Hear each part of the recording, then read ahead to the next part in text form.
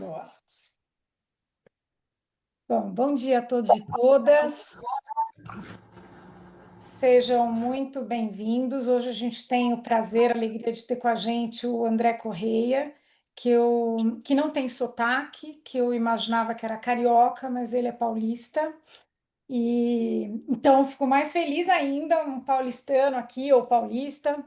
Passar rapidamente o currículo do André, bem resumido aqui. André é sócio fundador do CFGS Advogados, bacharel e mestre em Direito Processual Civil pela PUC de São Paulo, LLM em Business Law pela Northwestern School de Chicago, diretor de mediação do CBMA, membro do Conselho Consultivo do ICFML, advogado com mais de 30 anos de experiência em contencioso estratégico e arbitragens comerciais. Já representou alguma das maiores construtoras e instituições financeiras do país, além de vários fundos de investimento e fundos soberanos da América Latina, Europa e Oriente Médio. Atua em arbitragens envolvendo a administração pública federal, estadual e municipal. Lembrando, gente, o DPC ele acumula créditos para o nosso programa. Então, só aquele lembrete rápido aqui, todos aqui sabem, são antigos aqui no CFML, mas sempre é bom lembrar. E aqui os nossos rápidos lembretes do mês, para que para vocês possam se organizar, colocar na agenda. A gente tem no próximo dia 23/9, que é uma terça-feira. É, com a Mônica Delgado explorando cálculos.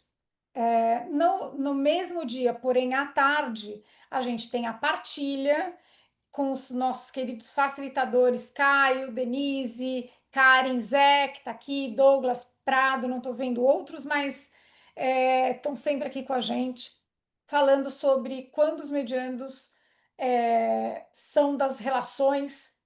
Acho que faltou alguma coisa aqui.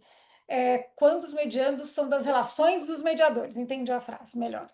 E a partilha ela é bacana porque ela é um lugar para a gente realmente trocar experiências. A gente falava aqui antes de entrar com o André, que ele tinha participado, né, André, de um evento super bacana com os árbitros falando mais de bastidores. A partilha é quase isso, num ambiente controlado, num ambiente em que a gente guarda confidencialidade, que obviamente não revela partes, então é um lugar muito bacana para trocar experiências. E para finalizar, a gente tem nossa competição anual aqui, que organizada pela Weinstein International Foundation, colaboração com a Mariana Freitas, que é Fellow, e o ICFML. A gente está na quarta edição, é uma competição voltada para, para a apresentação de um plano de mediação feita sempre em parceria com o CBMA, tem uma premiação financeira muito bacana e uma oportunidade para nossos alunos, né, estudantes, estarem mais próximos do dia a dia, que hoje, por acaso, o André vai falar sobre o tema, mas como é que a gente advoga, né, o que fazer e o que não fazer numa mediação com o chapéu de advogado, né, e também sobre a perspectiva do mediador, como atuar ali. Lembretes importantes, senão Bia vai me mandar mensagem. Certificação de mediadores nível 1, divulguem, todos aqui provavelmente são já certificados, são do painel, já tem certificação já master avançada, mas importante divulgar, é muito bacana fazer, eu acho que recicla, e esse ano a gente tem a Júlia Albuquerque como facilitadora, com a participação do François Bogas, que é o nosso presidente atualmente, Ana Maria, que é a nossa fundadora, nos dias 28 e 30 de outubro e 1 de novembro. Opa! E para fechar, nosso próximo webinar, reservem a data, dia 9/10, é nosso DPC 110 DPCs, hein? Esse é o nosso 110º DPC, é isso? Bom, para não perder mais tempo aqui, sejam todos muito bem-vindos. André, a palavra é tua. Muito obrigada por ter aceito o convite. É um prazer aqui te escutar, ainda mais agora que eu sei que você é paulista. Obrigado, obrigado. O prazer é meu, é uma grande satisfação estar aqui hoje, podendo compartilhar com vocês algumas experiências. Eu quero te agradecer, agradecer a Renata, e dizer que eu preparei uma apresentação, se eu puder compartilhar,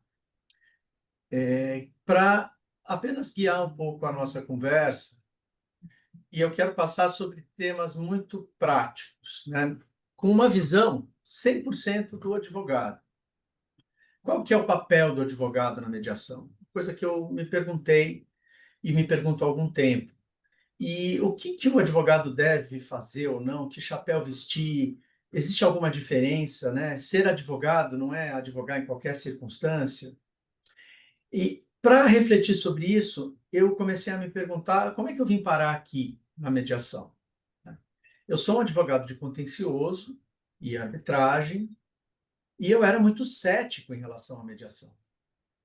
Até que no ano de 2018, final de 18, começo de 19, eu estava envolvido numa arbitragem em que as partes estavam brigando já há 4 anos. E a minha contraparte fez, na fase pericial, uma petição com 1.680 quesitos para o perito responder. O advogado me encontrou e a arbitragem é considerada um método maravilhoso, avançado, civilizado de resolução de conflitos, né? Mas o advogado fez 1.680 quesitos, me encontrou num congresso e falou: quero ver você impugnar um. Você não vai conseguir impugnar um quesito. Eu impugnei todos os 1.680 quesitos e o processo travou. E aí eu percebi, poxa, a arbitragem em determinadas situações já não é mais uma alternativa ao judiciário, porque a gente vai ficar aqui 2 anos para o Tribunal Arbitral decidir 1.680 impugnações para começar uma perícia, para quem sabe em algum momento esse processo terminar. Até que surgiu a ideia dos próprios clientes, que já tinham feito uma mediação no passado, em fazer uma mediação. E eu fui muito cético para as sessões de mediação. Nós ficamos durante 6 meses participando da mediação, e não só ao final foi conseguido um acordo, como isso foi o que chamou mais a minha atenção, a gente não resolveu a disputa. Nós não resolvemos a arbitragem. Claro, a gente resolveu a arbitragem, encerrou o processo, mas as partes fizeram um contrato novo e começaram a explorar uma série de outras oportunidades de negócios. Era um grupo varejista de supermercados e um grupo, um fundo imobiliário proprietário dos imóveis onde esses supermercados funcionavam. Eles brigavam por várias questões locatícias. A gente encerrou essa briga e eles começaram a desenvolver empreendimentos imobiliários nos estacionamentos, porque no curso da mediação, todo mundo se ouvindo, comunicando seus interesses, o que estava atravancando a relação, eles descobriram que todo mundo queria ganhar mais dinheiro e que tinha uma maneira de ganhar mais dinheiro, que era explorando o espaço dos estacionamentos desses hipermercados, que não eram mais utilizados, porque as pessoas não iam mais tanto de carro fazer compras no mês, para fazer incorporações imobiliárias. Então, reescrevemos o contrato, as partes conseguiram restaurar o relacionamento, encerrar a arbitragem e ficaram muito felizes. Ao ver a reação do meu cliente e ao perceber que, assistindo o meu cliente nessa mediação, eu consegui entregar muito mais resultado do que eu teria entregado, ainda que eu tivesse vencido a arbitragem, me acendeu essa chama. Eu preciso olhar para esse negócio da mediação e ver o que que é isso, né? E estou indo para a minha 19ª mediação, que na minha cabeça às vezes parece pouco, mas quando eu vejo os números, eu acho até que é muito. E essas 18 mediações já realizadas, indo para a 19ª, sempre como advogado, me fizeram perceber algumas coisas que eu quero compartilhar aqui com vocês. Primeiro, eu queria lembrar um pouco que a gente tem dados mostrando que a cultura da mediação ela está se expandindo no país. Eu falo sobre o meio empresarial, né? O estudo da Dani Gabay e da Vera Monteiro de Barros, que traz números de 2012 a 2022, então ele já está bastante desatualizado. Ele mostra que a gente teve um pico de requerimentos de mediação recebidos e mediações efetivamente iniciadas na época da pandemia, mas, independentemente disso, os números têm sido consistentes. Só que essa pesquisa ela não captura o mais importante, que são as mediações ad hoc. Hoje, no Brasil, a gente sabe que a maioria dos procedimentos de mediação é ad hoc. Eu, em 70% desses meus casos, não usei instituições de mediação e arbitragem, foram mediações ad hoc. Alguns mediadores estão até aqui hoje assistindo a gente, né? Mas a gente sente no meio empresarial que a cultura da mediação ela está começando a se fortificar, porque os clientes perguntam sobre a mediação. E a prova maior disso é a pesquisa de 2024 da Selma Lemes e da Vera Barros sobre os números da arbitragem, que demonstra que a quantidade de casos entrantes de arbitragem diminuiu em 2023. E um dos fatores que a pesquisa identificou para a diminuição da quantidade de arbitragens entrantes é o uso da mediação. Tem mais gente indo para a mediação, optando por ela ao invés da arbitragem. Só que ainda é muito difícil a gente vencer, e aqui, sem nenhuma ofensa a mediadores, a estudiosos, eu falo não sobre a minha opinião, mas o que eu ouço dos clientes, é muito difícil vencer ainda alguns dogmas, mitos e preconceitos. Aquela famosa história de que fazer mediação é abraçar a árvore, né? O que eu ouço dos clientes? Mas tem vantagem mesmo da gente ir para mediação? Mediação é perda de tempo. Mediação só vai servir para passar informação para a parte contrária. Eles vão usar a mediação para investigar as nossas estratégias, entender que caminho a gente pretende tomar numa guerra. Ah, mediação é demonstração de fraqueza. Isso todos nós ouvimos o tempo todo, né? Se eu tenho um caso bom, eu vou para a briga. O outro lado quer ganhar tempo, porque eles estão se preparando. Então a mediação vai servir só para me enrolar. E uma pergunta muito recorrente para nós advogados, quando a gente insiste um pouco em tentar a mediação. Poxa, doutor, você não acredita no meu caso? Por que você quer ir para a mediação? Você não acha que eu tenho um caso bom? E aqui entra muito aquela percepção dos clientes dissociada da realidade, em sempre comparar uma fantasia, eu vou para a justiça, eu vou ganhar 100%, o juiz ainda vai dar uma bronca na parte contrária, a parte contrária vai vir para mim de joelhos pedindo desculpas e querendo me pagar voluntariamente a condenação judicial ou arbitral.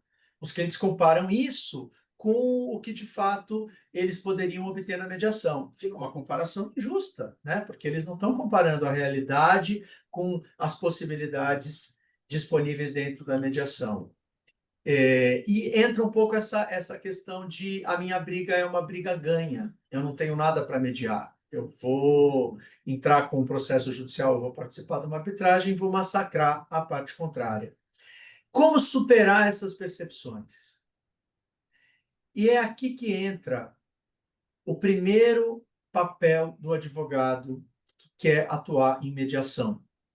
Não é um papel do mediador, é um papel do advogado.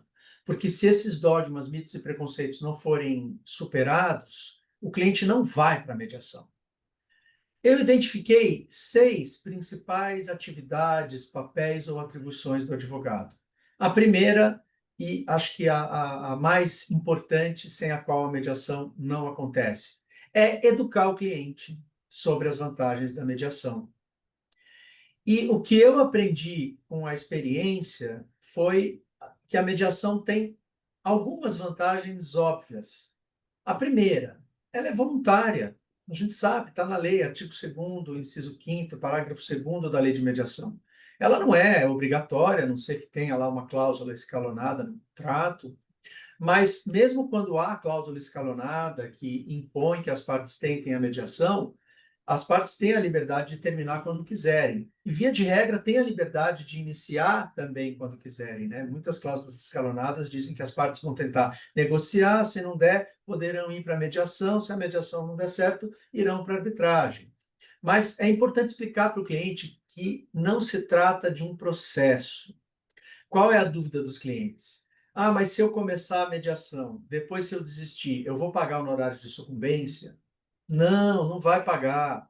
Ah, mas não vai ficar chato se eu iniciar a mediação e depois resolver que eu não quero mais? Não, não vai. E se a gente iniciar a mediação, fizer a primeira reunião e eu não gostar, eu posso sair? Pode, você pode sair. Essa é uma primeira preocupação que tem que ser dissipada. Então, e tem que ser transformada numa vantagem, né? A mediação é voluntária. Segunda vantagem é a confidencialidade, prevista por lei. É um grande chamariz para os clientes. Por quê? Porque a gente vê nas negociações livres, comerciais, aquela reticência absurda. O cliente fala: eu quero fazer proposta, mas eu não quero mandar e-mail. Aí a parte contrária diz: mas eu preciso de uma proposta por escrito. Não, proposta por escrito eu não vou fazer. Ah, então faz uma apresentação para mim e me mostra. Ah, mas eu não vou mostrar porque você vai gravar. E começa aquela discussão meio maluca sobre, poxa, eu não tenho um ambiente seguro para me comunicar com a parte contrária, né?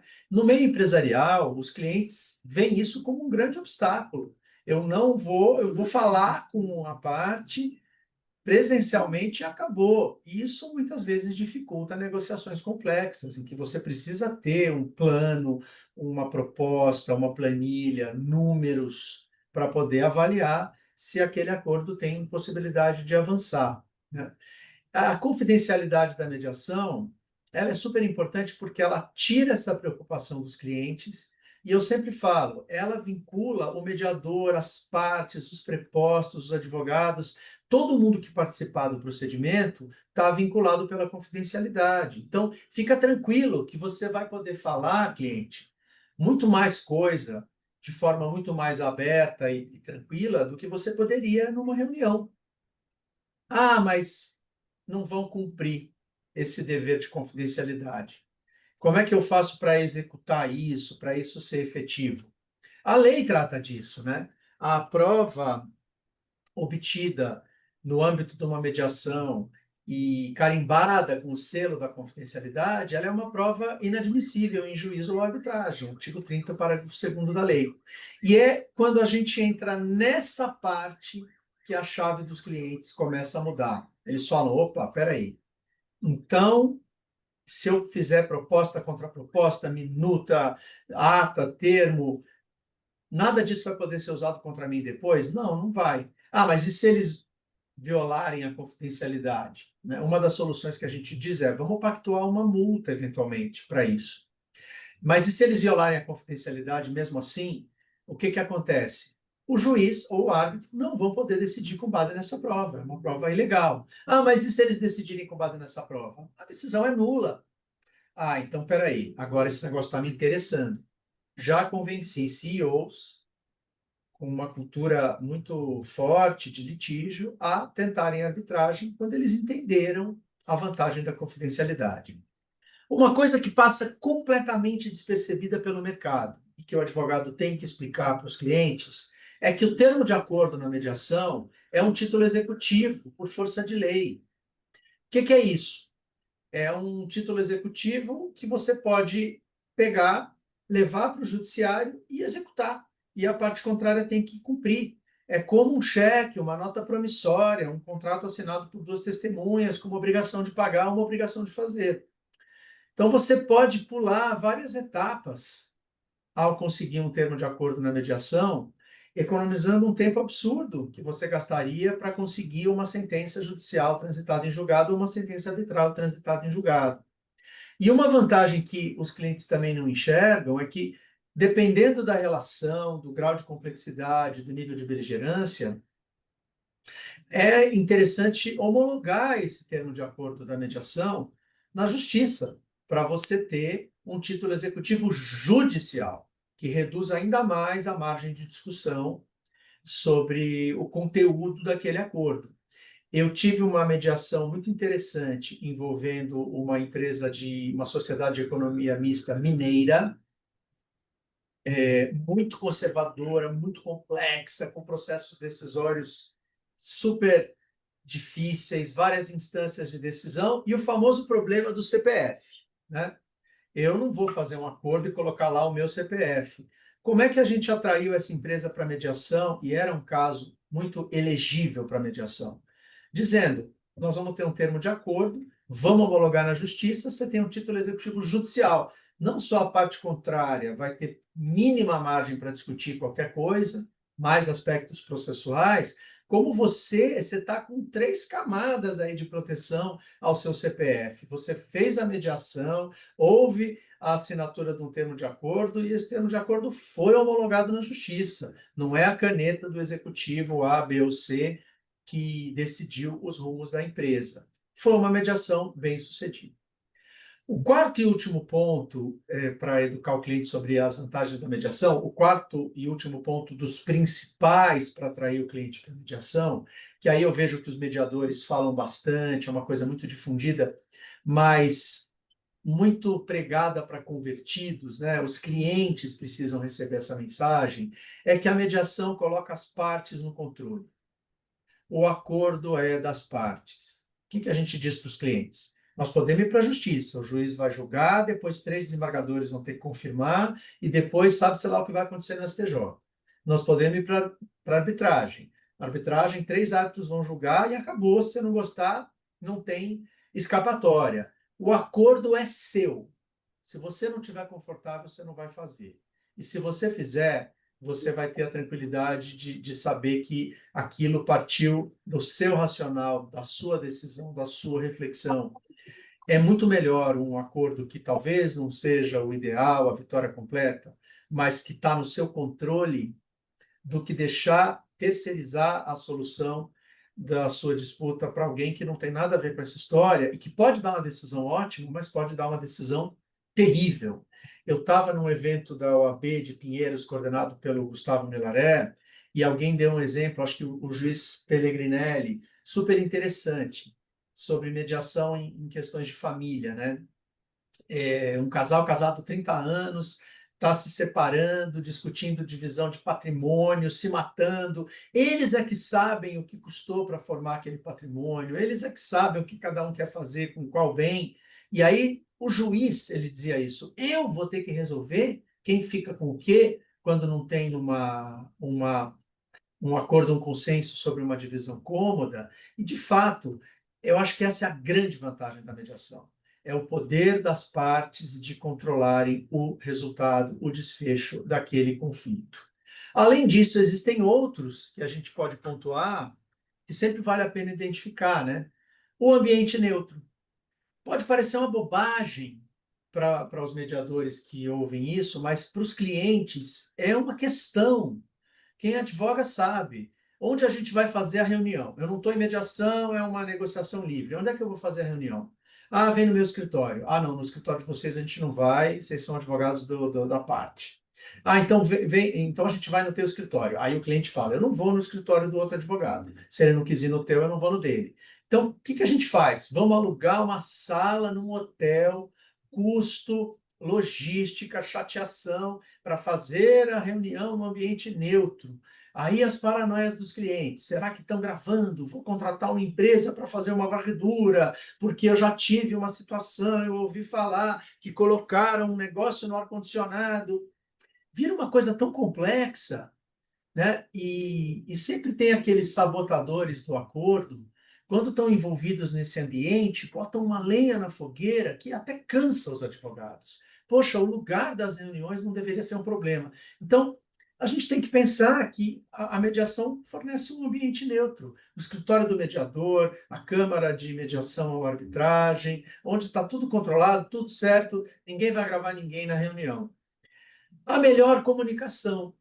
Os clientes não acreditam muito nisso, mas é tão importante ter o papel do mediador treinado, certificado, experiente. Isso facilita tanta coisa, né? Eu teria tantas histórias para contar. Vou contar uma rápida aqui, uma mediação recente que eu fiz. 40 anos de briga societária, já estava na segunda geração de primos brigando, eram os irmãos brigando, agora os primos brigando.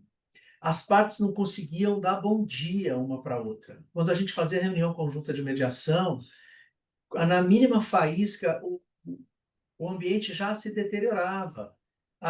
O que a mediadora combinou? Nós não vamos mais fazer reuniões conjuntas. Essa mediação se desenvolverá com reuniões privadas. A gente vai fazer reunião conjunta, talvez, para assinar o acordo, se a gente achar que funciona. Num determinado momento, os advogados começaram a se desentender. Os mediadores disseram: não vamos mais fazer reunião com os advogados em conjunto, a gente vai fazer reuniões privadas. E funcionou, graças aos mediadores que filtravam muito do ódio, do ranço e do desgaste, a gente conseguiu avançar e conseguimos fechar esse acordo. Outra vantagem inquestionável da mediação que o mercado precisa enxergar é a celeridade. Eu comentava aquele meu caso inaugural, né? Uma briga que já durava 4 anos, a perícia ia demorar mais 2, 6, mais 1 ano para o tribunal dar a sentença, 7 anos de briga. Nós resolvemos em 6 meses. E os custos? Os clientes precisam enxergar isso, né? Sem nenhum demérito aos honorários do mediador ou aos honorários do advogado, é muito mais barato você resolver o teu caso em 6 meses, por mais que você esteja remunerando bem o mediador e remunerando bem o seu advogado, do que você ficar brigando 7 anos. E isso a gente está falando em custo direto do procedimento, né? Sem contar aquilo que você poupa em termos de custos indiretos com a briga, contratação de perito, assistente técnico, pagamento de taxa de câmara arbitral, pagamento de perito do tribunal e toda a equipe mobilizada dentro da empresa para se dedicar a acompanhar aquela disputa. E tem uma última vantagem que, como advogado, eu devo dizer que não é para todos os casos. E a gente não pode começar querendo vender isso, né? Porque aí a gente faz o cliente achar que nós estamos querendo abraçar a árvore, que é a preservação da relação. Existem situações em que a mediação vai encerrar uma relação, as partes nunca mais vão fazer nada juntas, nunca mais vão ter nenhuma relação comercial ou pessoal e está tudo certo, mas ela vai encerrar da melhor maneira possível. Agora, existem situações, eu estou, por exemplo, em 2 mediações com o poder público atualmente, começando uma terceira, em que são contratos de concessão de 30 anos, um de 30, um de 36 anos. Como é que eu vou brigar cada vez que eu tiver um problema, cada vez que eu tiver um desequilíbrio econômico-financeiro, cada vez que me aplicarem uma penalidade indevida? Eu preciso preservar a relação com o poder concedente. E aí a mediação ela cai como uma luva, porque existem várias maneiras, né, de você conseguir segregar o dia a dia operacional da mediação, do dia a dia da mediação, e a mediação não pesa como pesa um litígio. As partes estão em mediação, mas o contrato está rolando. As partes estão em arbitragem, opa, nós temos uma briga, a relação degringolou. Então, isso é uma coisa que tem que ser muito, muito bem ponderada nos contratos de longo prazo ou naqueles casos em que as partes, por ser um supridor super importante, eu vou precisar dele para uma outra obra, por ser uma construtora que eu estou brigando agora, mas amanhã eu vou querer que venha bidar numa outra concorrência minha, as partes têm interesse em manter uma relação civilizada que não vai queimar pontes porque teve uma disputa. E a gente ainda tem mais muitas vantagens para avaliar, né? Eu acho que as senhoras e os senhores poderiam me contar aqui sobre um monte de coisa que eu estou deixando para trás, mas essas são as principais. Segundo grande papel do advogado é identificar as janelas da mediação. Sem querer invadir aqui o tema da nossa querida Liana, a tese dela, recém-defendida com louvor, né? A gente precisa identificar as janelas da mediação para levar o caso para o mediador no momento adequado. Eu, como advogado, tenho enxergado 4. A Liana pode identificar várias outras, né? Mas são as que têm me chamado mais atenção. A mediação predecessora ao litígio é aquela em que você tenta para evitar o conflito. E muitas vezes os clientes não enxergam que eu não vou só tentar a mediação para resolver o conflito, talvez eu reduza o conflito. As relações elas estão tão complexas. Vou dar um exemplo aqui dos contratos de construção, que são um nicho fantástico para as mediações. Não é incomum você ter 40 pleitos, 50 pleitos, 30 pleitos. Se eu conseguir, numa mediação predecessora, reduzir isso pela metade, eu vou para a arbitragem, mas eu vou com 15 questões para discutir. É melhor para todo mundo, né? Tem a mediação dos casos já litigados. E ela pode acontecer na fase inicial. Infelizmente, no meio empresarial, às vezes você precisa começar uma guerra para fazer com que aquele caso tenha, dentro da companhia, a atenção que ele merece. Enquanto não começar um processo, ninguém vai olhar para aquele problema. Hoje, para trazer para vocês também um dado da realidade, os projetos de geração eólica estão dando muito problema no Brasil, no mundo inteiro. E aí o que acontece? Tem 4 ou 5 fornecedores de turbina e pá. E eles têm um monte de problema com todo mundo. Só que aqueles casos que não estão litigados não merecem nenhuma atenção. Então, o que a gente diz para os clientes? Nós precisamos começar uma arbitragem para aquilo ir para o jurídico, colocarem uma tarja vermelha, e aí a gente propõe uma mediação, porque esse caso dá para resolver em acordo. Mas não adianta eu tentar a mediação antes, ela seria completamente ineficaz. Né?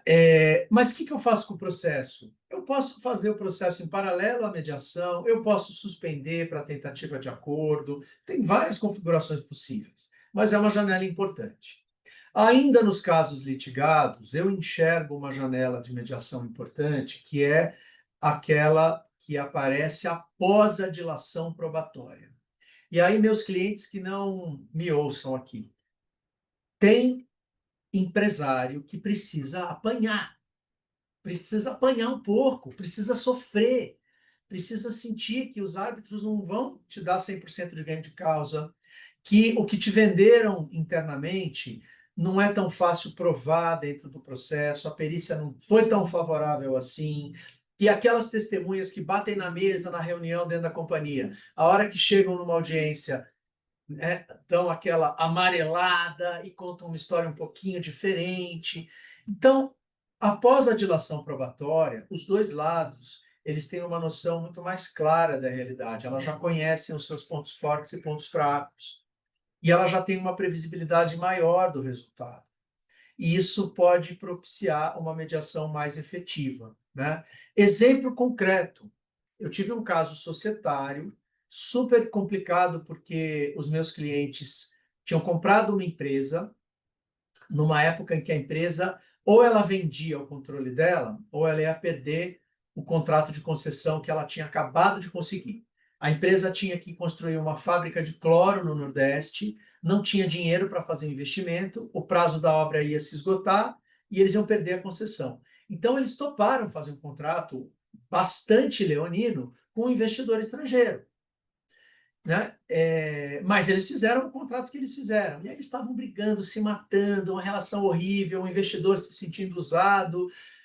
Quantos de vocês já não viram esse tipo de coisa pesar mais do que o problema em si, né? Poxa, quando eles estavam na lama e estavam para perder o negócio, eu estendi uma mão e ofereci um investimento, agora eles me tratam como minoritário e eu sou controlador. Do outro lado, poxa, abusaram de mim quando eu precisava e me empurraram esse contrato leonino, né? E agora querem tomar o meu negócio, o fruto dos meus estudos de mais de 40 anos, fui eu que desenvolvi esse projeto. E as partes tentaram uma mediação predecessora, que foi um fiasco, que agravou o litígio. Fomos para a arbitragem, a gente tentou uma mediação na fase inicial que nem começou. As partes falaram, não, bobagem. Depois da audiência, depois de todo mundo apanhar, a gente retomou a mediação e resolvemos o problema em 3 semanas. Então, foi muito educativo isso para mim também. E tem a mediação pós-decisão. Por que não dizer para o cliente, você já perdeu, o cara vai te executar, você não tem dinheiro, você vai ter que entrar com uma recuperação judicial. Olha o tamanho do problema. Vamos tentar uma mediação para resolver a melhor forma de cumprimento dessa sentença? Isso pode funcionar para os dois lados. O outro lado também pode falar: não adianta eu querer aqui bancar o valentão, fazer uma execução, porque o cara vai pedir RJ e ele vai me pagar em 11 anos 90% do valor do meu crédito, que é quirografário, né? Vamos tentar uma mediação para cumprir, implementar uma decisão já proferida. E a janela ideal sempre vai variar de caso a caso, né? E acho que há várias outras janelas. Mas eu faço esse alerta para o meu time aqui, que agora começou a falar, vamos tentar mediação para tudo, porque às vezes você tem que tomar um certo cuidado para não atravessar o samba, não queimar a largada e não tentar utilizar esse método fantástico num momento inadequado. Terceiro papel do advogado, fundamental, e aqui eu falo para os advogados, é preparar o caso. Preparar o caso. Mediação não é improviso. Eu não posso chegar nas sessões de mediação, agora aqui vamos conversar e ver o que acontece. Não é também sessão de terapia. Vou chegar lá para reclamar. Eu tenho que, primeiro, identificar os interesses do meu cliente. E isso, senhoras e senhores, às vezes é uma tarefa difícil, porque o cliente não sabe o que ele quer.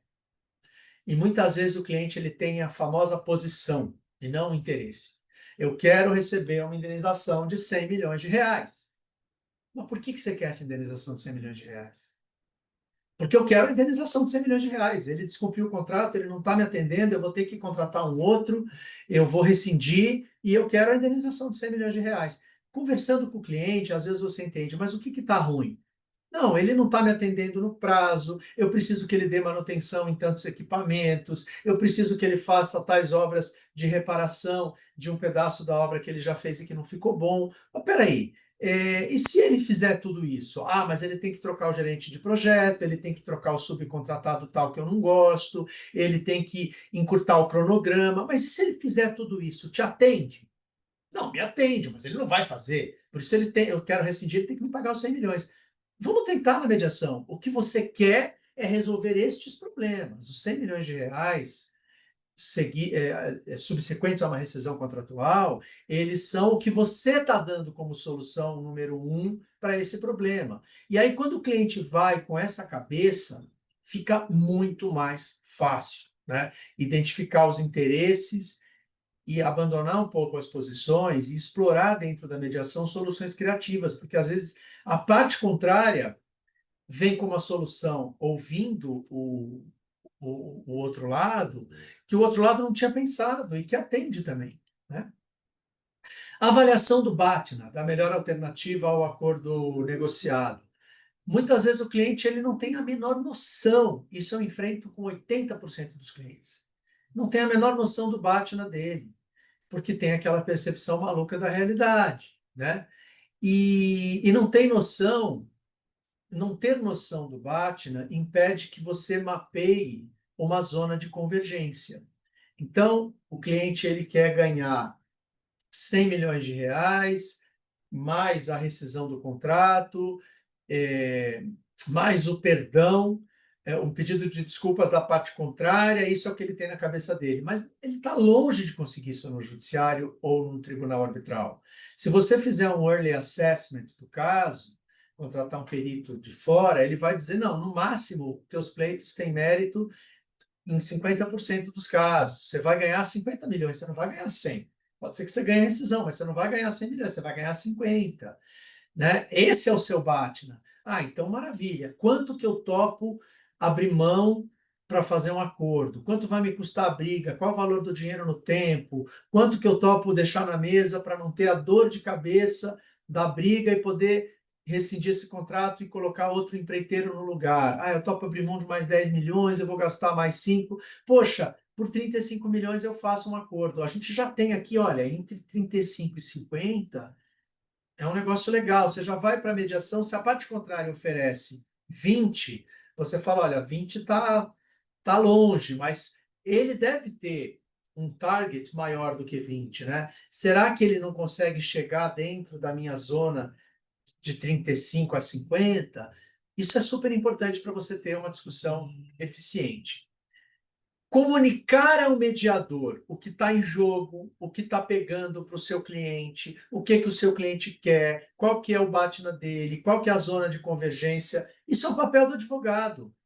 O cliente nunca vai conseguir comunicar isso para o mediador de uma forma eficiente, salvo em casos excepcionais. Por quê? Porque vem a emoção, vem o a priori do empresário, vem todo o histórico das reuniões que não deram certo.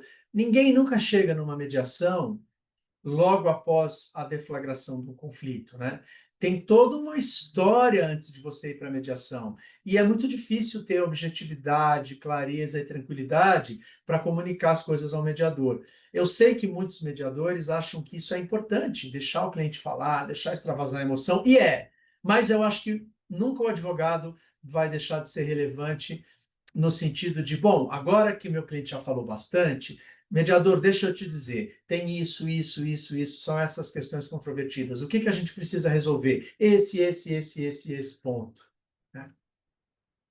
E trazer os racionais econômicos e jurídicos, porque isso pode ser uma ferramenta útil para o mediador em algum momento testar o outro lado. Olha, mas eles estão dizendo que tem uma cláusula que, se for aplicada no judiciário, vai ser revisada, porque parece que tem bastante jurisprudência contra essa cláusula contratual. Vocês chegaram a considerar esse risco? Para isso, o mediador tem que estar preparado e tem que estar informado. E acho que ninguém melhor do que o advogado para fazer isso, né? Para comunicar ao mediador o que está em jogo, quais são os interesses e quais os racionais econômicos e jurídicos por trás de um lado, para que a gente possa ter uma negociação focada e bem informada. Quarto papel do advogado é ser o porta-voz, é ser o interlocutor, é representar o cliente nas reuniões. Eu acho isso super importante, por mais que em alguns casos as partes tenham que conversar entre elas. Em algum momento, nas mediações empresariais, vai ser importante deixar os advogados falarem.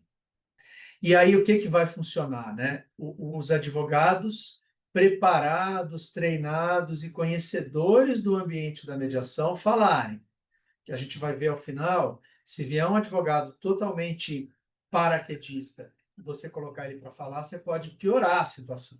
Mas o advogado preparado, talhado para estar ali, ele vai conseguir ser porta-voz de proposta contra proposta, reações a propostas, feedbacks, de uma forma mais objetiva, sem emoção, mais técnica, que vai auxiliar muito na evolução do procedimento. Né?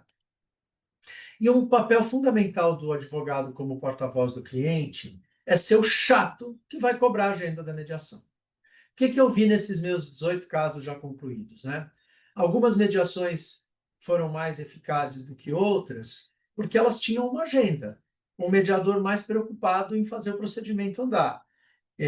Eu tive casos em que a gente deu hiatos de 6 meses, 8 meses entre reuniões. Isso prejudicou muito, porque quando a mediação foi retomada, começamos tudo de novo.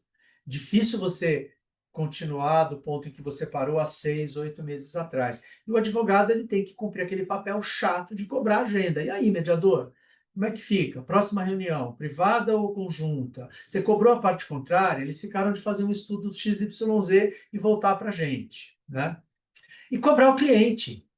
O cliente tem que entender, e eu sei que muitos do mundo da mediação não gostam que a gente fale que a mediação é processo, né? Mas para o cliente, para o mercado, é importante ele ter a percepção que ele está em alguma coisa parecida com um processo. Vamos chamar de procedimento de mediação. Tem um número, é institucional, melhor ainda, porque o cliente sente a necessidade de fazer aquilo andar, de tirar da frente, de concluir. E não deixar em aberto, é mediação, se a gente resolver daqui a 3 anos, tá bom. Muitas vezes a gente tem que cobrar o cliente, né? E tendo um processo, um procedimento de mediação em andamento, isso facilita. E eu acho que esse papel de interlocutor, de porta-voz, é inerente à atividade do advogado, né? Um bom advogado ele tem que ter uma boa oralidade, ele tem que ser um bom negociador. Isso aqui cai como uma luva ao exercício da advocacia. Quinto papel do advogado, aí já é um papel eminentemente técnico. Sentar com o cliente e avaliar as propostas e contrapropostas. Não dá para deixar o cliente solto. O advogado vai ter que ver quais as consequências jurídicas do que estão te propondo. Esse acordo que estão te propondo é exequível ou isso aqui é uma fantasia? Como é que a gente garante o cumprimento? Né? Vamos aproveitar nesse momento e reavaliar o nosso BATNA? O BATNA melhorou, o BATNA piorou, ele é o que a gente estava imaginando. Vamos comparar isso aqui com o BATNA. Tem alguns pontos positivos, outros negativos, onde a gente pode melhorar. É uma tarefa muito técnica. E eu acho que é nesse momento, quando a gente tem já a proposta e contraproposta na mesa, que entra o famoso reality check, que é uma coisa fundamental do advogado fazer, que eu chamo de reality shock, porque às vezes você precisa dar aquela sacudida no seu cliente. Acorda, cliente. Você não vai conseguir o que você está achando que você vai conseguir. Olha o que esse cara está te propondo. É muito melhor do que a briga. Ou pode não ser melhor do que os melhores cenários da briga, mas isso aqui é garantido. Os melhores cenários da briga não são. Podemos terminar super bem a arbitragem ou o processo. Você pode sair com uma mão na frente e outra atrás. Acorda. E aqui eu quero trazer o testemunho de o quão também limitada é a capacidade do advogado de fazer esse cheque de realidade ou choque de realidade. Porque os clientes, eles acham ruim. Muitas vezes eles reclamam, ou até eles ameaçam te demitir. Como assim? Né? Você está me dizendo que eu posso não ganhar, que essa porcaria desse acordo é melhor do que as melhores chances de êxito que eu tenho no processo. Se você é bom, você tem que conseguir o melhor resultado no processo. E aí, você estar no ambiente da mediação é fundamental, porque o mediador pode exercer esse papel. O mediador, ele não tem todas as travas e todos os limites que o advogado tem. Eu trago o testemunho de um caso recente em que o acordo, nós demoramos um ano para concluir a mediação. Nesse um ano aconteceu de tudo, a gente fez o termo de mediação, todo mundo feliz, fomos redigir os documentos da operação. A gente precisava de um acordo de acionistas, outros documentos societários, um instrumento de transação, um contrato de alienação fiduciária, então não dava para resolver tudo no termo de mediação. O termo de mediação estabeleceu quais eram as premissas do acordo, disse que os documentos definitivos do acordo não poderiam se desviar daquilo que a gente tinha combinado no termo de mediação, mas a parte trocou de advogado. Ela mudou o advogado da mediação, contratou um escritório de negócios, de societário, e na hora de redigir os documentos, a gente teve uma segunda mediação para conseguir manter esses advogados dentro dos limites do que a gente já tinha acordado. O caso quase degringolou. Muito sofrimento para todos, inclusive para os mediadores. Era uma comediação. Terminamos os documentos todos da transação, o Trump resolve bombardear o Irã. O que o meu cliente falou? Não vou assinar. O que a parte contrária falou para os mediadores? Não vamos assinar. Eles usaram isso como uma válvula de escape para abrir o acordo. Sei lá por quê. Os mediadores é que vão saber me explicar muito melhor do que eu mesmo, tentar entender, né? Aversão à perda, alguma outra questão psicológica. Estou brigando há tanto tempo, agora minha vida vai ficar vazia. Deram essa desculpa e nós, advogados, a gente ficou realmente desesperado. Eu falei, poxa, eu preciso, não sei o que fazer porque eu não posso impor ao meu cliente. Eu já fiz o choque de realidade, o cliente já brigou, já saiu da sala, está contrariado. Liguei para a comediadora que eu tinha indicado e falei, contei a história para ela. Ela falou: deixa comigo, você vai entrar na reunião mudo e sair calado, e eu vou conversar com o teu cliente. E com uma técnica brilhante, ela foi desbastando problema por problema, fazendo o cliente enxergar a realidade. Terminamos a sessão, o cliente me liga, reclamou da mediadora assim sem parar. essa mulher é parcial, não sei por que que a gente nomeou, que perda de tempo, mas ele desopilou o fígado. Ela dormiu com a orelha quente. No dia seguinte, 6:30 da manhã, o cliente me liga e falou: a mediadora tem razão, vamos fechar, estou pronto para assinar. Eu jamais teria conseguido convencer o cliente se eu não tivesse numa mediação. É, Sexto papel, redigir o acordo, que eu chamo também, que é o segundo papel eminentemente técnico, né? Eu acho, tenho visto e tenho considerado um equívoco o acordo, o termo de acordo vir pronto do mediador ou dos mediadores. É uma tarefa dos advogados. Eles podem sugerir uma primeira minuta, podem fazer uma ata com as diretrizes, mas quem tem que redigir são os advogados. E eu acho que tem que ser um trabalho a quatro mãos, né? Vamos redigir o termo de acordo, vamos fazer isso a quatro mãos para evitar o que eu passei nesse caso que eu acabei de contar, que a fase de elaboração do acordo seja uma nova mediação. As partes já combinaram tudo, agora elas vão assistir à guerra dos advogados. Então a gente tem que combinar como vai redigir, o quanto a gente vai interagir, quem vai fazer a primeira minuta, se vamos fazer isso a quatro mãos ou não. E o mediador tem que ter presente na cabeça, e os clientes também, que o mediador não julga o caso. O mediador não julga. Então, a gente não deve esperar do mediador um termo de acordo, como a gente espera uma sentença de um juiz ou de um tribunal arbitral. E isso é até uma ferramenta importante para os próprios mediadores, né, e advogados ficarem tranquilos com o conteúdo do acordo. Ninguém vai poder reclamar do acordo que foi redigido pelos advogados das partes e que foi amplamente discutido entre os advogados das partes. E aí eu chego no ponto que mais me agrada, que mais me dá prazer de falar com colegas, com mediadores, em rodas de conversa, né? Compreendidos esses que eu considero sejam os 6 papéis do advogado na mediação, que tem funcionado e o que não tem funcionado na prática, né? Ok, o advogado, ele educa o cliente sobre as vantagens da mediação, o advogado prepara o caso, o advogado é o interlocutor e comunica os interesses ao mediador e à contraparte, o advogado, ele avalia propostas e contrapropostas, ele redige o acordo, ele faz o cheque de realidade com o cliente, ele avalia o BATNA, tudo isso é lindo e maravilhoso. Mas, na prática, isso se traduz de que forma, né? Primeiro, com uma postura colaborativa. O advogado que chega para a mediação com a postura beligerante do contencioso ou do judiciário não ajuda, atrapalha. E isso, infelizmente, ainda é muito comum.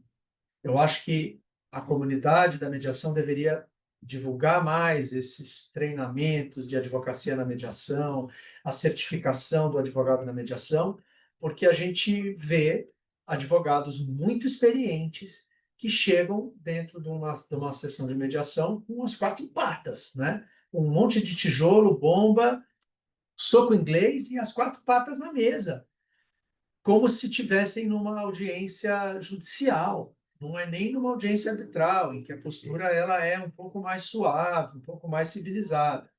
Isso atrapalha demais, deixa o ambiente completamente desequilibrado. Outra coisa que atrapalha demais, que eu acho que todos os mediadores deveriam combinar com os advogados nas reuniões prévias, é aquele advogado que, ainda que não tenha postura beligerante, mas que vai para as sessões de mediação fazer sustentação oral, que ele está lá imbuído do papel de convencer o mediador. Eu estou aqui para convencer o mediador que o meu cliente tem razão. Ou pior, convencer a parte contrária, que o cliente dele tem razão e que os pleitos do cliente dele têm que ser julgados procedentes. Isso não vai funcionar, minha gente, não vai. A gente tem que trocar essa ideia de fazer sustentação oral pela escuta ativa. Não fazer sustentação oral não é eu não vou falar, o que o meu cliente acha, o que o meu cliente quer, mas eu vou falar para comunicar os interesses, o que está pegando, o que eu imagino como solução, e não para tentar convencer que você tem que dizer, obrigado, advogado, agora na mediação eu percebi que vocês têm razão, vou assinar o cheque, onde eu assino na rescisão contratual. A gente tem que trocar isso pela escutativa. E escutativa é uma habilidade que tem que ser aprendida e treinada. Outra coisa terrível que atrapalha muito e que faz os advogados arruinarem as mediações, achar que o mediador é o juiz e não só fazerem a famosa sustentação oral ou ficarem o tempo todo tentando persuadir o mediador, mas tentarem marcar sessão privada para despachar com o mediador. Tentarem interpretar comentários do mediador como o mediador está no papo, ele está nos dando razão, ele concorda conosco quando o mediador faz algum comentário para tentar facilitar o diálogo, né? Isso aí atrapalha, distorce o procedimento. É uma coisa que tem que ser explicada para os advogados. Eu, mediador, não estou aqui para julgar. O que a gente tem que fazer é trocar essa ideia de achar que o mediador vai julgar o caso, e porque ele fez esse comentário, eu estou ganhando a mediação, pela busca de interesses convergentes, né? O mediador, ao fazer esses comentários, será que ele não está tentando buscar uma zona de convergência que a gente não está enxergando? Outra coisa terrível, que às vezes os advogados, dentro da sua vaidade, achando que sabem muito, que têm muita experiência, fazem é ir para as reuniões de mediação despreparados, desconhecendo os fatos e desconhecendo os interesses, né? Aí o advogado começa a falar sem saber o que o cliente dele quer. Às vezes o cliente dele tem que falar assim, não, não, não, não, doutor, mas isso aqui está ok para mim. Esse ponto está superado. Ah, está superado? Está superado.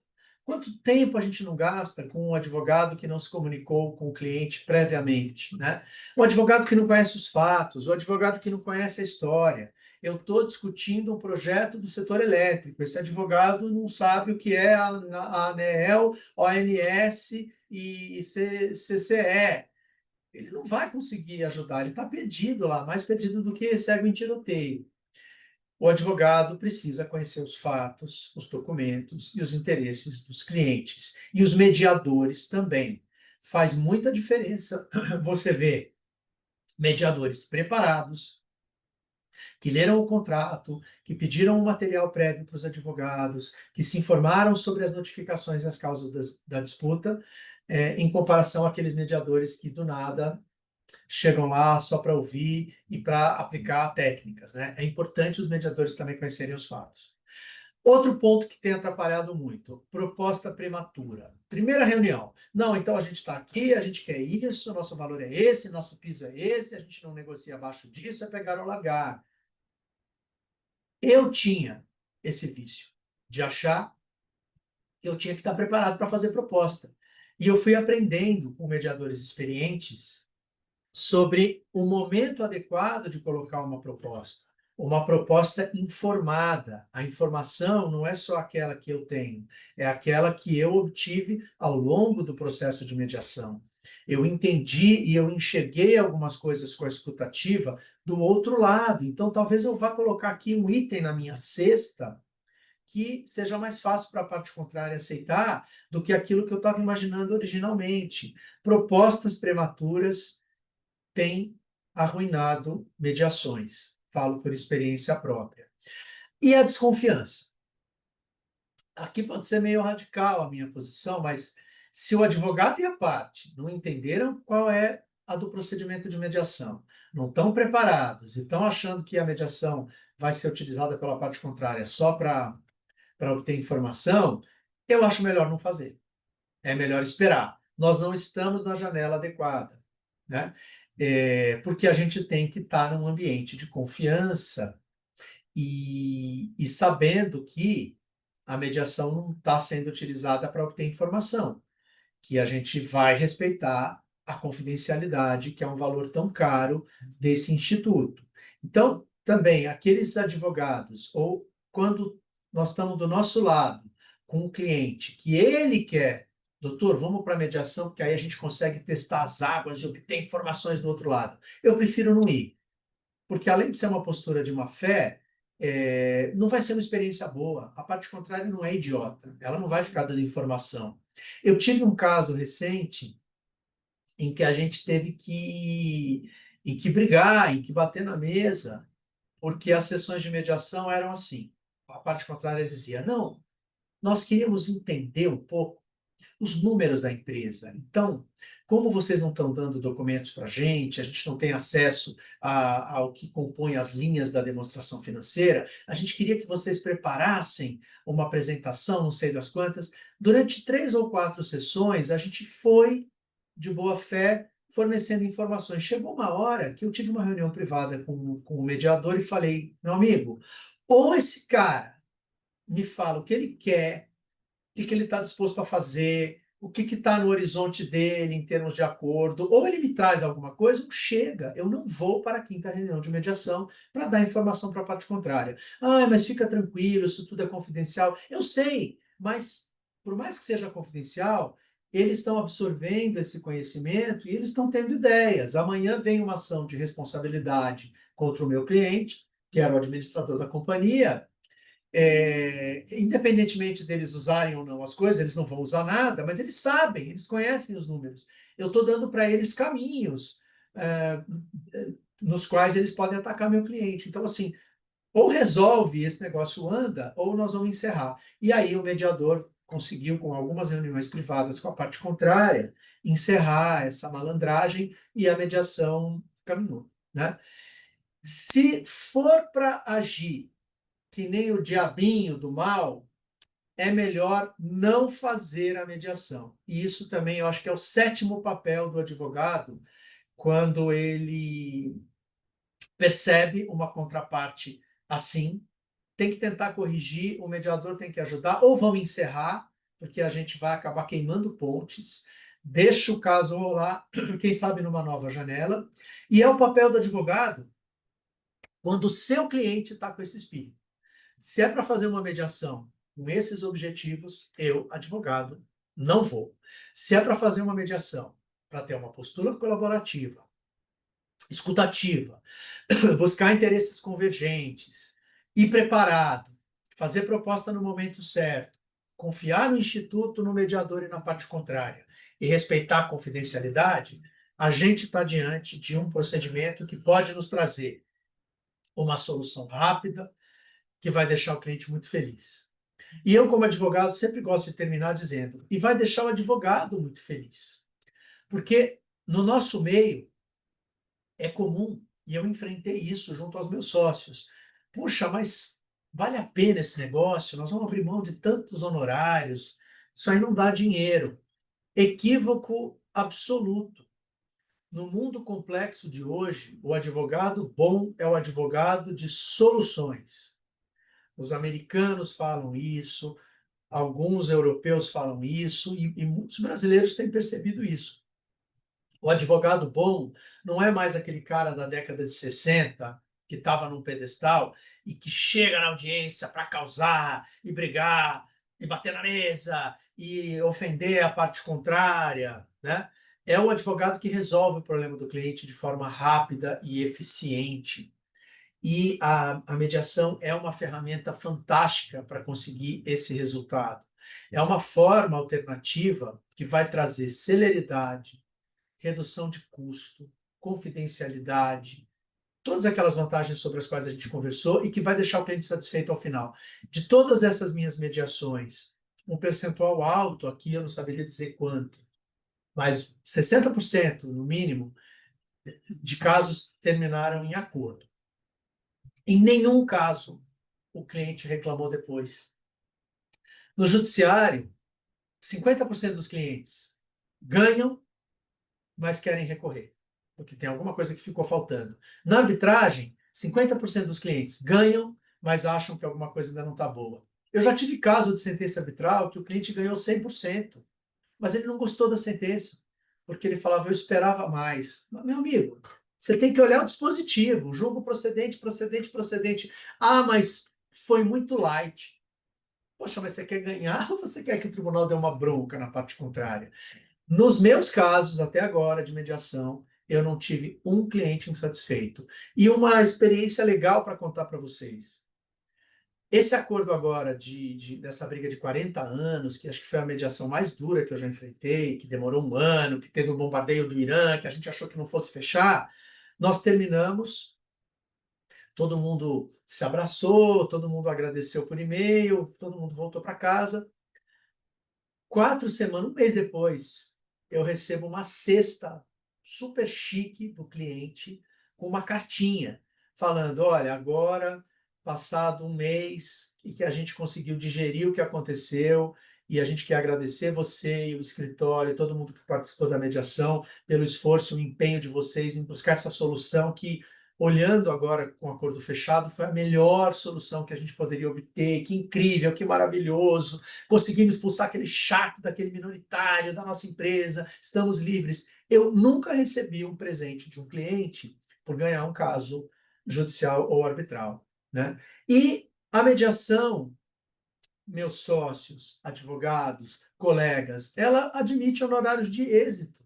Para o mediador é complicado, mas para o advogado não. É claro que você não vai cobrar o mesmo percentual de honorários de êxito que você cobraria se você fosse até o final de um processo judicial ou de um procedimento arbitral. Mas você pode cobrar um percentual menor e você consegue resolver muito mais casos. Se o advogado fizer 10 mediações bem-sucedidas por ano, cobrando uma taxa de êxito um pouquinho menor, mas que ele vai receber, ele vai ganhar muito mais dinheiro do que se ele tiver 50 arbitragens, que vão demorar 5, 6, 7 anos para se resolver, ou 300 processos judiciais, que a gente sabe que podem demorar até 20 anos. Então, eu vejo a mediação como mais um campo para a atuação dos advogados.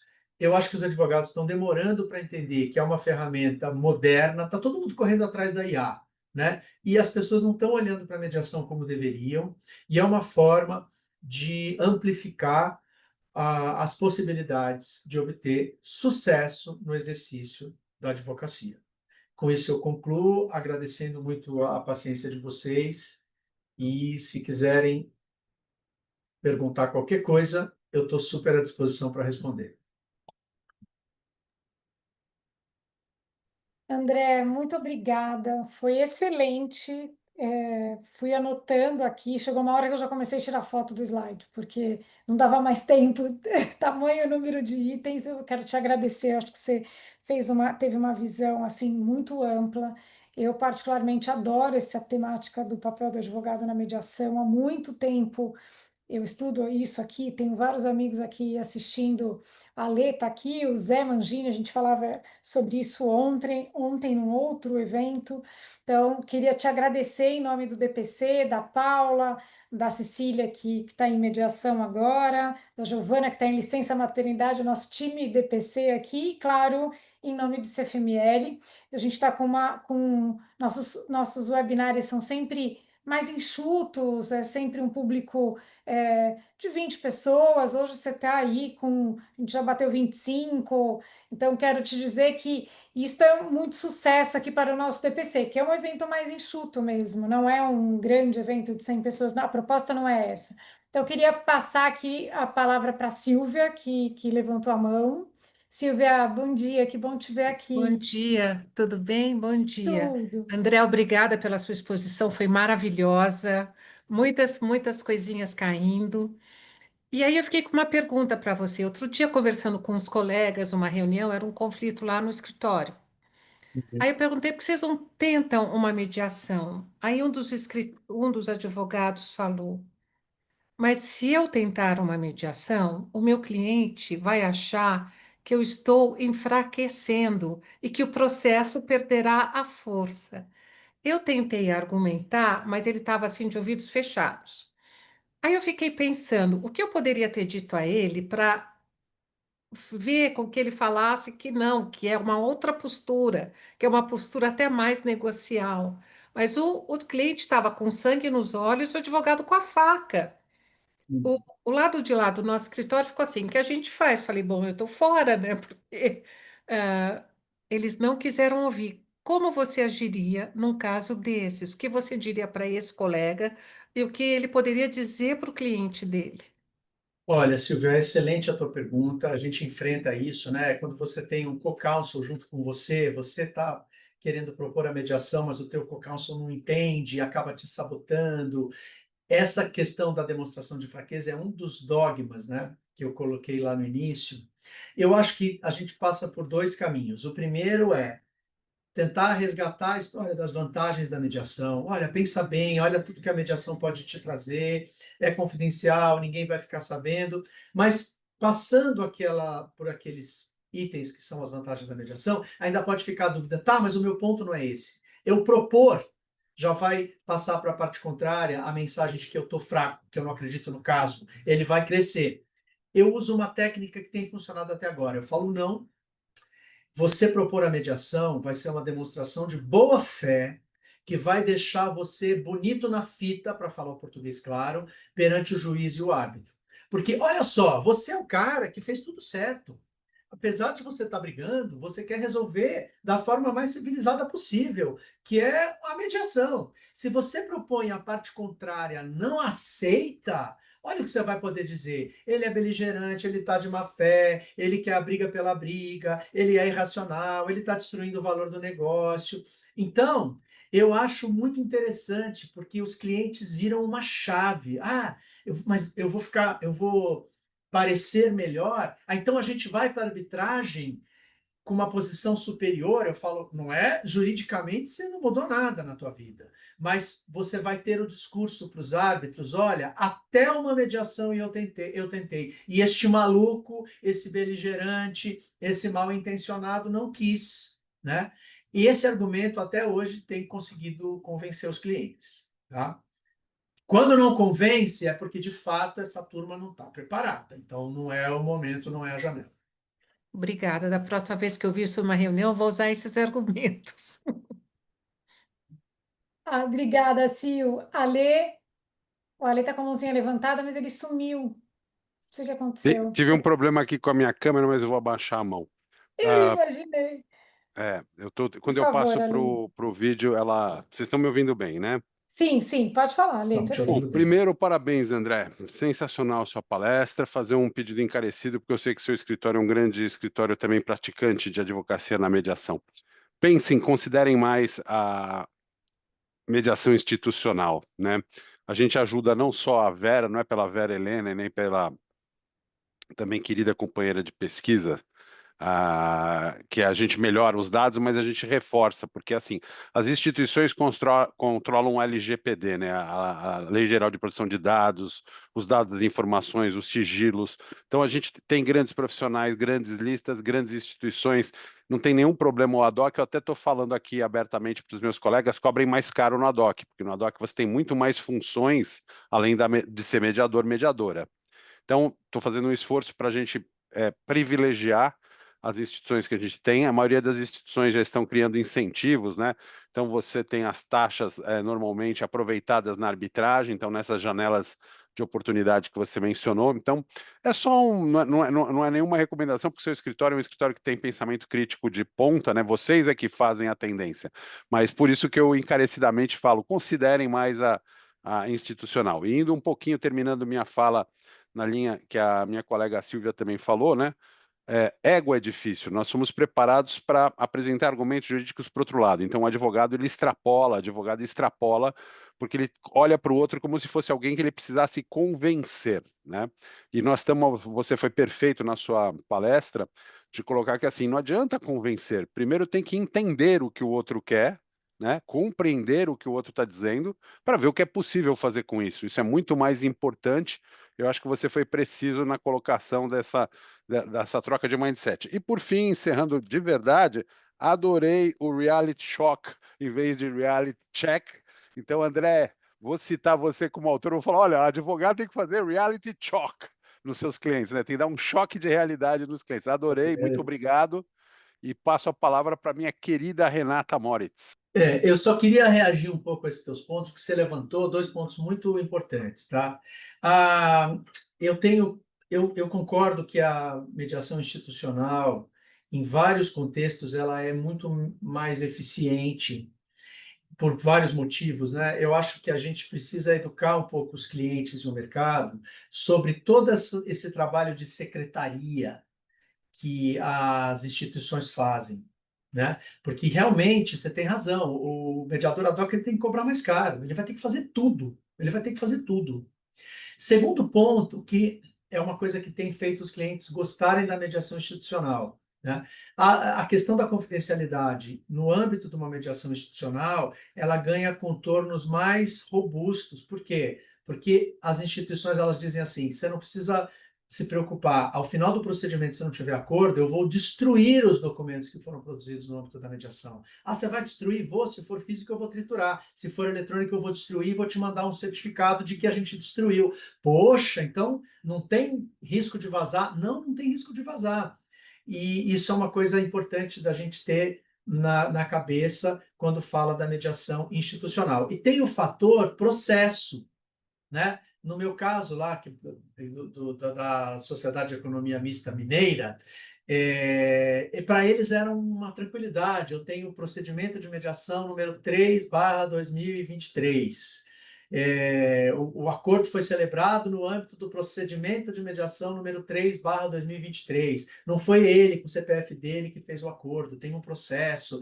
São coisas bobas, mas que fazem muita diferença para o cliente. O outro ponto que você trouxe, né, que eu achei também muito interessante sobre o choque de realidade, eu só gostaria de ressaltar para vocês, mediadores, prestem atenção, porque às vezes o advogado ele nem tem coragem de comunicar para o mediador que ele está com a dificuldade do choque de realidade. Às vezes o mediador percebe nas reuniões que o advogado, quando está com o mediador sem o cliente, age de uma forma. Colocou o cliente na sala, o advogado começa a jogar para a galera, como a gente fala.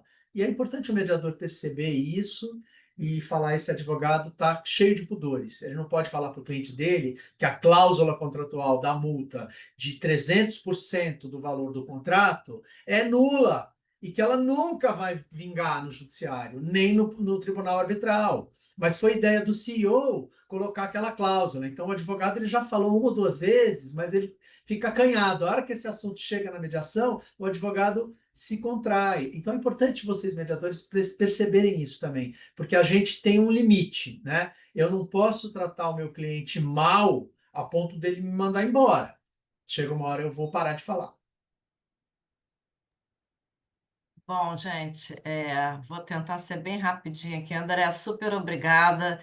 É, as suas colocações foram excelentes. A gente que é da área de mediação, tanto advoga quanto é mediador, a gente percebe esses desafios todos aí para o advogado e a gente está aqui nessa luta já há alguns anos para divulgar a mediação entre os nossos colegas advogados. Enfim, a gente está junto nessa, eu chamo de guerra, a gente está junto nessa guerra.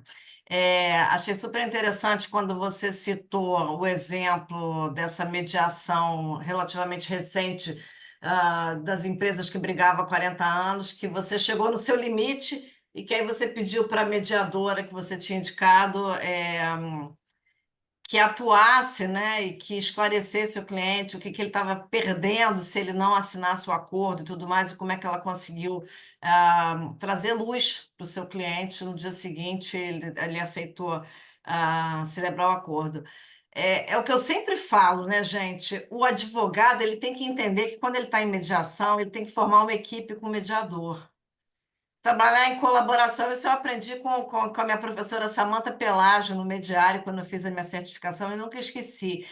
Colaborar, trabalhar em conjunto, né? Então, assim, os advogados muitos ainda não percebem que podem usar o mediador como uma parte da equipe para avançar na mediação e obter um resultado favorável para o seu cliente. Então, assim, saber trabalhar em conjunto com o mediador é um skill, né? É uma ferramenta que o advogado tem que saber utilizar, isso é super importante. Mas, na verdade, eu levantei a mãozinha para falar de outra coisa, eu levantei para comentar o que o querido Alexandre Simões falou, né? Vamos, se possível, fazer uma propaganda das mediações institucionais por vários motivos, né? De fato, para os mediadores é mais tranquilo, é menos trabalho, por isso que a ideia de se cobrar mais na mediação ad hoc, sou favorável também, mas também por conta das pesquisas, por conta de você ter mapeado o número de mediações, de casos novos, enfim, isso é tão importante. É importante para a gente que dá aula. Semana passada eu dei aula no curso de extensão da UERJ, falando sobre o papel do advogado da mediação, e eu comentei isso. Eu tinha poucos exemplos para dar para os alunos. E os poucos exemplos que eu tinha eram publicações de comunicados ao mercado de sociedades anônimas abertas que são obrigadas, pelas regras da CVM, publicar, depois de celebrar o acordo, publicar, então, um comunicado ao mercado de que celebrou tal acordo, enfim, encerrou uma arbitragem, encerrou um processo judicial, enfim, acordos relevantes para as companhias têm que ser publicados, né, segundo as regras da CVM. Então, assim, são pouquíssimos, e às vezes ainda acontece da companhia aberta publicar o comunicado ao mercado sem dizer que fechou o acordo da mediação, ela só diz que fechou o acordo. Ah, acho que fechei o acordo, não sei quantos milhões, bilhões, não me interessa. Fechei o acordo com a contraparte tal e coisa, encerramos o litígio, mas não coloca, e basta colocar a palavra mediação ali. É o que eu sempre falo, não precisa dizer qual foi a Câmara, não precisa dizer qual foi o mediador ou os mediadores, basta colocar a palavra. Fechamos um acordo em mediação no valor de tanto, encerramos esse litígio. Acabou. Mas não colocam. Então, assim, a gente que gosta desses dados, que gosta das pesquisas, que precisa dessas informações, até para a gente mostrar para o mercado, né, da advocacia, para os nossos clientes, que muitas mediações estão resolvendo conflitos bastante complexos e tudo, a gente não fica sem esses dados. Então, assim, eu sou super favorável a gente levantar uma bandeira aí, viu, Alexandre, pelas mediações institucionais nas câmaras, que eu acho que, de fato, ajuda. Claro que a ad hoc é importante, e tem um mercado ad hoc forte também, né? A gente não pode, enfim, ignorar isso. Mas eu ainda acho que para facilitar, facilitar em todos os sentidos, as mediações institucionais são bastante válidas. Deixa eu só reagir rapidamente a essa tua fala, Renata, sobre pesquisa.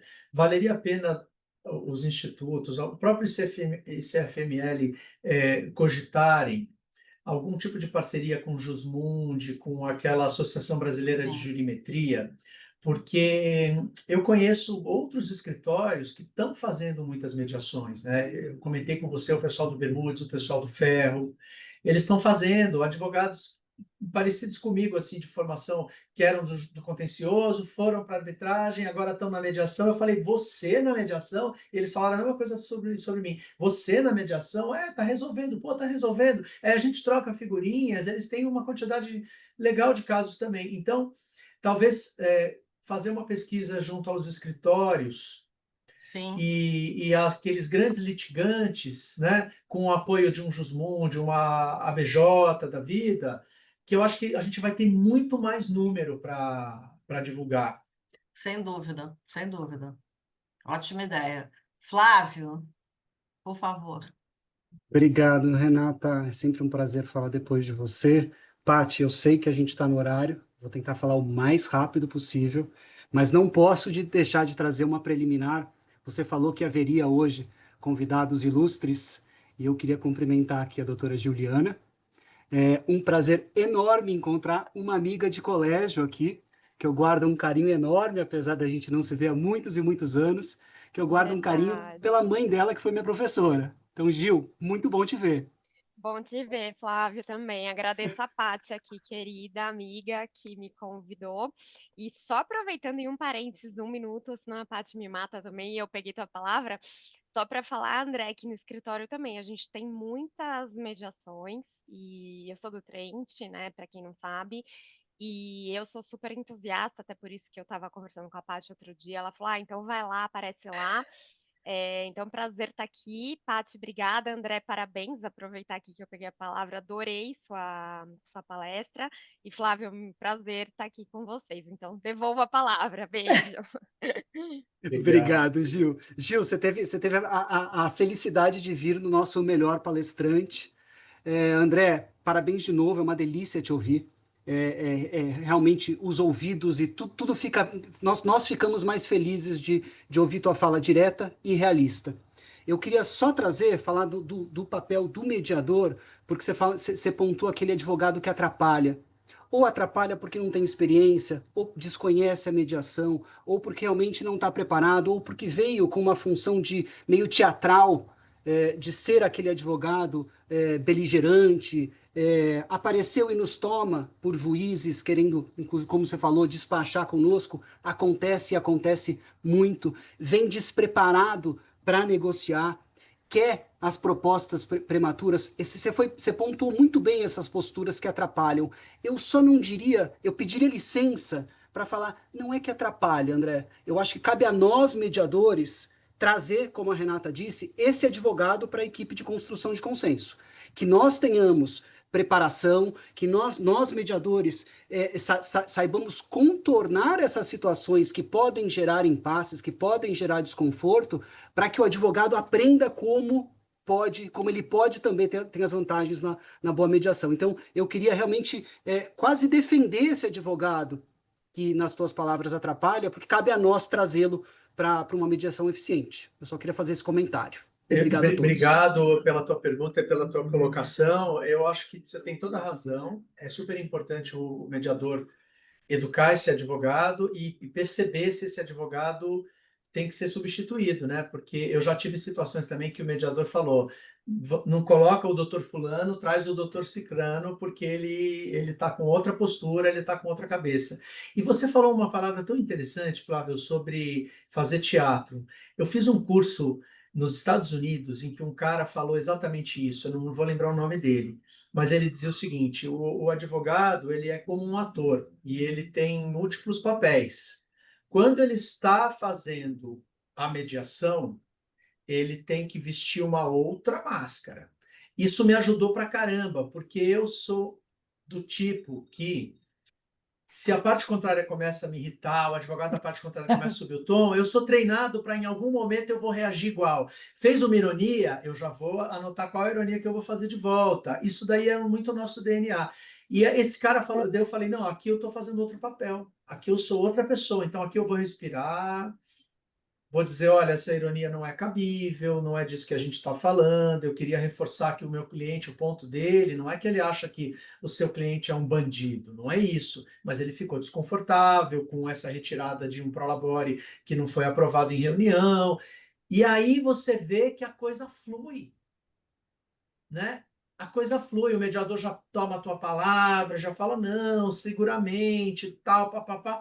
Então, acho que os advogados eles têm que ter um pouco essa percepção, né? Vocês, mediadores, de uma maneira geral, vocês têm um papel muito mais importante do que vocês imaginam, porque não é mediar só o conflito.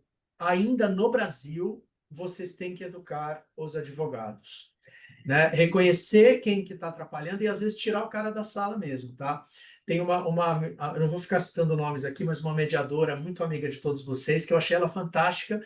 Ela me ligou um dia e falou assim: tudo bem o fulano do teu escritório não participar mais, porque ele está muito quente, ele está atrapalhando. Eu falei, tudo bem, você não fica chateado comigo? Eu falei, não, não. Você teve essa percepção? Né? Aí eu, com jeitinho, falei para fulano: olha, a próxima reunião vai ser uma reunião menor, você não vai. André, eu gostei muito desse ponto que você trouxe. Obrigada, Flávio, querido. Obrigada, Gil, também. Gostei muito desse ponto. Eu sei que a gente está encerrando aqui, já passei do horário, mas eu acho que esse ponto que você falou é incrível. Eu comecei no contencioso, fui para a área, na verdade, a negociação sempre fez parte do dia a dia. A mediação veio aí a reboque aos últimos 15 anos, mas é impressionante. Eu notei que aquele formato que eu fui forjada a ser mais agressiva, mais dura e mais assertiva, eu e o Ale fizemos curso lá atrás assim, sabemos muito bem, Alexandre sabe o que eu estou dizendo. E a gente vai vendo que, na verdade, talvez na nossa essência, nós sejamos um pouco diferente daquilo que a gente foi forjado. Mas aí, como a gente não pode muito que escrever isso e sair divulgando, senão vão achar que a gente abraça a árvore. E a gente não abraça, a gente só foi se moldando a um novo ambiente. Um ambiente em que a civilidade impera e que talvez você não precise de ironias, de ataques, de mostrar a que veio dessa forma, né? E nem por isso você não faz e não consegue os seus grandes acordos, né? Esse é o grande ponto. Muito obrigada. Eu não sei se tem mais alguém que gostaria de fazer algum comentário, mas assim, você está cheio, repleto de mensagens aqui. Queria te agradecer, uma unanimidade. O grupo aqui, enquanto você falava, eu ia respondendo aqui no nosso grupo do painel, da diretoria, do próprio DPC.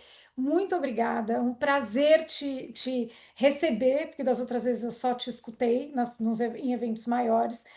O DPC sai hoje mais com a mochila mais cheia de aprendizado e, sem dúvida, fazendo coro às mensagens aqui do chat. Tua apresentação é muito didática, então muito fluida, então é muito fácil daquele advogado que você possa falar para os advogados que são mais assertivos, talvez mais enrijecidos pelo litígio, que eles possam te escutar. Não, pessoal, foi um super prazer. Agradeço aí todos os comentários. Como eu coloquei aí no chat, contem sempre comigo. E eu queria compartilhar a apresentação com vocês. Eu não sei como é que eu faço aqui para se eu consigo colocar no chat, se eu mando para a Patrícia, para a Renata, depois vocês circulam. Manda para a gente que a gente Tá bom, mando para vocês. Tá bom. Pode Legal, mandar para a pessoal. gente que a gente André, circula, André. E vamos Super torcer para que obrigada. muito obrigada, que André, daqui por a trazer sua 5 experiência anos tão a gente possa se reunir de Obrigada. novo e comentar que nós temos 200 mediações em curso e que eu já estou na minha 50ª mediação. Ai, que Tá ótimo. bom? Vai ser Que ótimo. bacana, muito feliz Valeu. de saber. Bom dia Obrigada, para viu? todos e para Bom todas. dia a todos. Tchau, Tchau, tchau. gente. Obrigada, Até, bom gente. dia. Tchau, tchau.